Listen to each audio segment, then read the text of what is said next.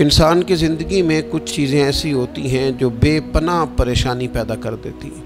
کچھ انسان کی سوچیں ایسی ہوتی ہیں جو اسے توڑ کے رکھ دیتی ہیں۔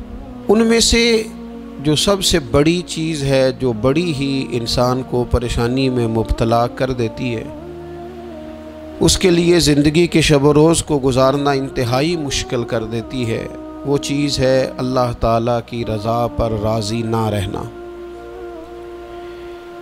انسان جب زندگی اس طرح کی بنا لیتا ہے کہ کیوں نہیں ہوا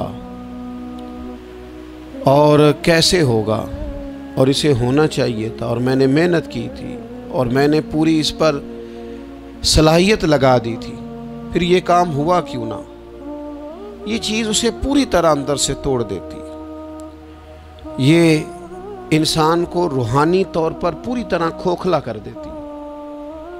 اللہ تبارک و تعالیٰ کے بندے کی شان یہ ہوتی ہے کہ خوشی ہو، غمی ہو، راحت ہو، تکلیف ہو، نعمت ملے نہ ملے، الغرض ہر اچھی اور بری حالت پر وہ جو پوری طرح رب کی رضا پہ راضی رہتا ہے، اللہ تعالیٰ اسے سکون عطا فرما دیتا ہے۔ شکوہ نہ ہو، واویلا نہ ہو، شور نہ ہو، پورے طور پر جو بندہ رب کی رضا پہ راضی رہے، اس کے فیصلوں کو تسلیم کرے، ہر حال میں اللہ تبارک و تعالیٰ کی رضا پہ راضی رہے۔ ہاں ایک چیز ہے کہ وہ گناہوں والی زندگی پہ راضی نہ ہو، ظلم و ستم پر راضی نہ ہو، اس کو چھوڑنے کی، توڑنے کی کوشش کرے۔ یہ میں بات کر رہا ہوں دنیاوی معاملات کے اندر، رزق کے حصول کے معاملات، صحت اور بیماری کے معاملات، عروج اور زوال کے معاملات، ان معاملات میں پوری طور پر وہ اپنے رب کی رضا پہ راضی رہے۔ ایک ہے اللہ تعالیٰ کا بندے سے راضی ہونا، وہی بڑا ضروری ہے۔ رب جب تک راضی نہ ہو اتنی دیر تک زندگی میں قرار نہیں، مسلمان کی کامیابی نہیں۔ ایک ہے اللہ تعالیٰ کا راضی ہونا، وہ بھی بڑا ضروری ہے، اور ایک ہے بندے کا راضی ہونا، وہ بھی بڑا ہی ضروری ہے۔ ہماری زندگی کو کھا گئی یہ چیز کہ میں غریب ہوں تو امیر کیوں نہیں ہوں، میں بیمار ہوں تو تندرست کیوں نہیں ہوں، میری شہرت کم ہے تو زیادہ کیوں نہیں ہے، اس کاش کو، کیوں کو۔ حضرت عبداللہ ابن مسعود رضی اللہ تعالیٰ عنہ فرمایا کرتے تھے، میری زبان پہ انگارہ آ جائے اور جل جائے، وہ اس سے بہتر ہے کہ میں یہ کہوں کہ یہ کام ایسے کیوں ہوا ہے یا ایسے کیوں نہیں ہوا۔ میرے رب نے جو کیا ہے، جس وقت کیا ہے، جس کرم سے کیا ہے، اس نے بہتر ہی کیا ہے۔ اللہ تعالیٰ کی رضا پہ راضی رہنا، اس کے فیصلوں کو تسلیم کرنا، مقام تسلیم و رضا پہ رہنا۔ قرآن مجید میں نا اہل ایمان کی جو علامت بیان کی ہے، اور جگہ جگہ صحابہ کرام علیہم رضوان کے لیے جو لفظ آیا ہے وہ بڑا قابل غور ہے۔ وہ لفظ یہ ہے کہ رضی اللہ عنہم ورضوا عنہ، فرمایا وہ لوگ ہیں کہ اللہ ان سے راضی ہے اور وہ اللہ سے راضی ہیں، وہ بھی اپنے رب سے بڑے راضی ہیں۔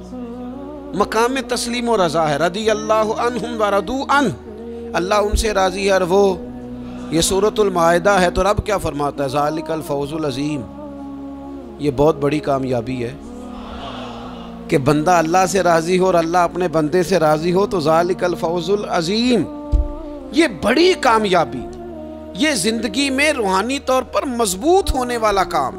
ہمارے ہاں لوگوں نے نا صوفیاء کی، اللہ والوں کی، پیروں فقیروں کی یہ ڈیوٹی سمجھی ہوئی ہے کہ جو بندہ بھی جائے گا نا، جی میرا کاروبار نہیں چلتا، تو ایسا تعویذ دیں گے کہ او ہو لہراں بہراں ہو جان گیا، خیر ہو جائے گی، اسی وقت گلے میں رکھیں گے اور ٹپ ٹپ پیسے گرنے شروع ہو جائیں گے۔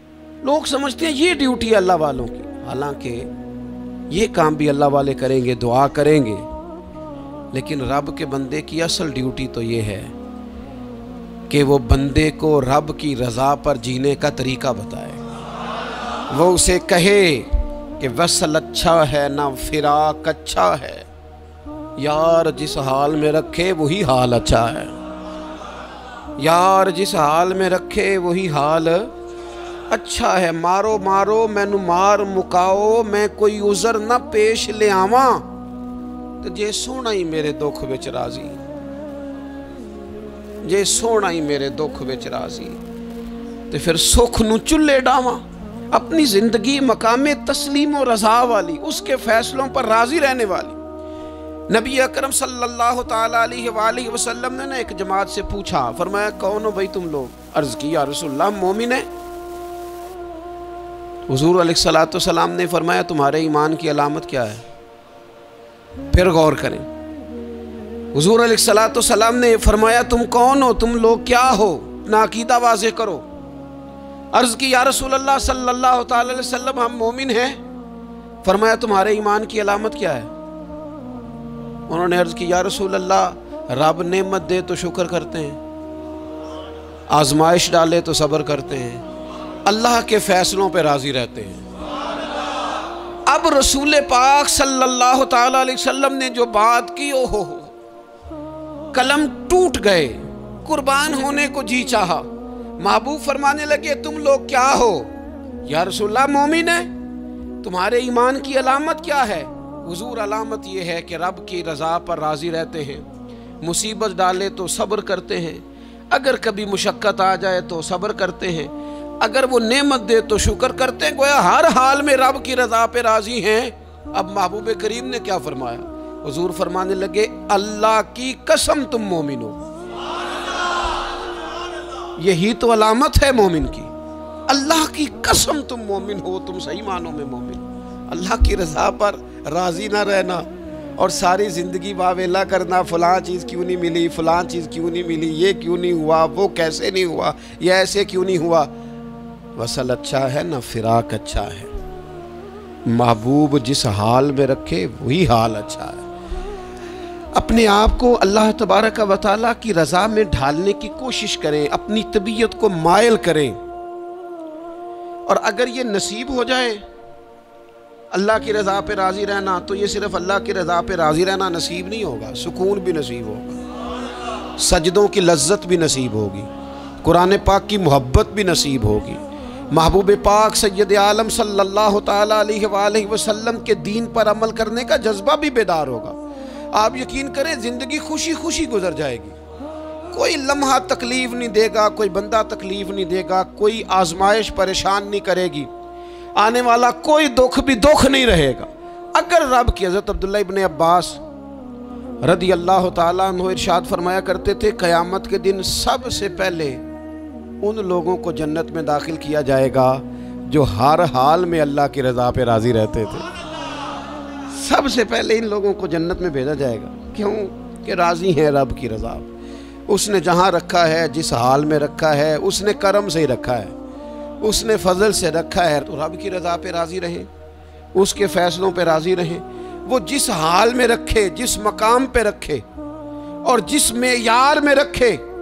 یہ دیکھیے یہ آیت کریمہ ہے قرآن مجید کی، سورہ بقرہ کی آیت نمبر 216 ہے۔ یہ نا بہت بڑا فلسفہ ہے رب کی رضا پہ راضی رہنے کا۔ یہ آیت کریمہ میں سمجھتا ہوں اگر کسی بندے کو پوری طرح یہ سمجھ آ جائے نا تو پھر عقیدہ توحید بھی پکا ہو جائے گا، اس کا نظریہ اپنے رب کی رضا پہ مستحکم ہو جائے گا۔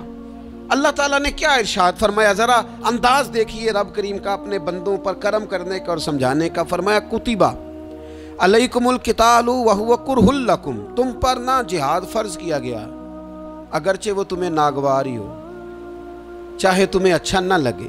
کتبہ علیکم القتال وہو کرہ لکم، فرمایا تم پر جہاد ضروری قرار دیا گیا ہے، لڑنا اللہ کی راہ میں تم پر ضروری ہے، فرض ہے، اگرچہ وہ تمہیں ناگوار ہو۔ اور پھر آگے پتہ کیا فرمایا، حد کر دی۔ بڑی بڑی دنیا میں لوگ معرفت ڈھونڈ کے لائیں گے پر دم توڑ جائے گی۔ کیا سمجھایا ہے اور کیا معرفت دی ہے اپنے بندے کو۔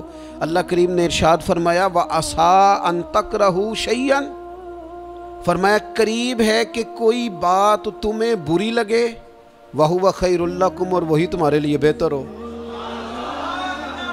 تمہیں ناگوار گزر رہی ہے اور وہ تمہارے لیے بہتر ہو۔ اور فرمایا وَعَسَىٰ أَن تُحِبُّوا شَيْئًا وَهُوَ شَرٌّ لَكُمْ، اور قریب ہے کہ کوئی بات تمہیں بڑی پسند آئے اور تمہارے حق میں بری ہو۔ تو جئیں کیسے، گزارا کیسے کریں؟ رب نے خود فرمایا گزارا اس طرح کرو کہ واللہ یعلم وانتم لا تعلمون، اللہ جانتا ہے تم نہیں جانتے، لہٰذا وہ جو تمہارے حق میں فیصلہ کرے اسے قبول کرو۔